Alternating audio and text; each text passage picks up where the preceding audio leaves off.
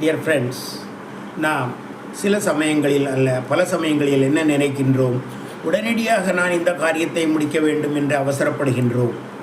ஹேஸ்ட் is waste என்று கூறுவார்கள். நாம் எப்பொழுது வேகமாக செயல்படுகின்றோமோ அப்பொழுது நாம் முழுமையாக யோசிப்பதில்லை. அதனால் தவறுகள் நடக்க நேரிடுகின்றது.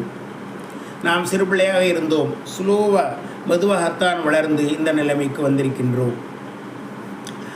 பனைமரத்தை பாருங்கள், தென்னை மரத்தை பாருங்கள், மெதுவாகத்தான் வளர்கின்றன. வளர்ந்து ஒரு நிலைமைக்கு வந்த பிறகு காலமாய் அது பிறருக்கு உதவுகின்றது. அதுபோலத்தான் நாமும் மெதுவாக அமைதியாக கற்று தெளிந்த பிறகு நல்லவற்றை செய்ய ஆரம்பிப்போம். அவசரப்பட வேண்டாம். மெதுவாக slow and study will there is என்று கூறுவார்கள்.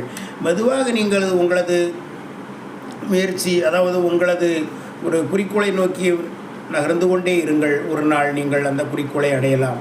ஆகவே அவசரப்பட வேண்டாம். அதே சமயம் சோம்பேறியாகவும் இருந்துவிட வேண்டாம். கண்டிப்பாக ஒரு பனைமரம் போல, தென்னை மரம் போல நீங்கள் மற்றவர்களுக்கு ஒரு பெரிய உறுதுணையாக